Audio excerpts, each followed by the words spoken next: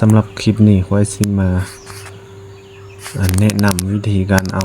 ไฟล์ข้อมูลออกจากออนไลน์หรือว่าจาก WhatsApp อีเมลอีกอย่างเนาะเพราะว่ามีหลายคนยังบ่เข้าใจเนาะเวลาไปโหลดเอานะเอาตัวอย่างอันนี้มันสมมติว่าออกจากคอมเนาะคอมนั้นเขาจะเสิร์ชเนาะแล้วเขาเข้าไปที่Google Chrome นี่นะตัวแอป Google Chrome นี้แตะ2 ครั้งแล้วมันจะขึ้นมาเนาะอันนี้ครับไปที่ค้นหานี้เอาเขียนว่า WhatsApp เนาะมันนะครับพิมพ์มานี่ WhatsApp แล้วมันเขาเสิร์ชเป็น WhatsApp เว็บเนาะ WhatsApp เว็บแบบนี้นะแล้วเราก็ตีไปเนาะแบบนี้เราก็มาติ๊กเอา WhatsApp นี่เนาะเว็บนี่มาติ๊กเอาบนนี้แล้วมันจะขึ้นมา QR อยู่นี่เนาะมันจะขึ้น QR มานี่เน็ตเอามันขึ้นเน็ตไวมันก็จะขึ้นไวเนาะมันนี่เนาะ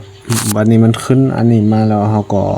เข้าไป WhatsApp ของเราอยู่ในมือถือวันนี้เนาะเปิดหน้าจอขึ้นแล้วเนาะเราก็มีได้มา WhatsApp เนาะมา WhatsApp แล้วมาติ๊กอยู่3 จ้ำนี่เนาะ3 จ้ำอยู่ทางข้างนี่แล้วก็ขึ้นมาแล้วนี้มันจะมีเชื่อมอุปกรณ์เชื่อมโยงเนาะอุปกรณ์แตะอุปกรณ์เชื่อมโยงแตะไปที่เชื่อมโยงนำสื่ออินเทอร์เน็ตอันนี้เราได้สื่อลายนิ้วมือปลดล็อกนะครับปลดล็อกวันนี้เราก็มายิงสื่อหน้าจอคอมของเราเนาะอันนี้ยับขึ้นนิดนึงก่อนมันยังมีโอเคเอาได้แล้วเนาะเขาได้แล้ว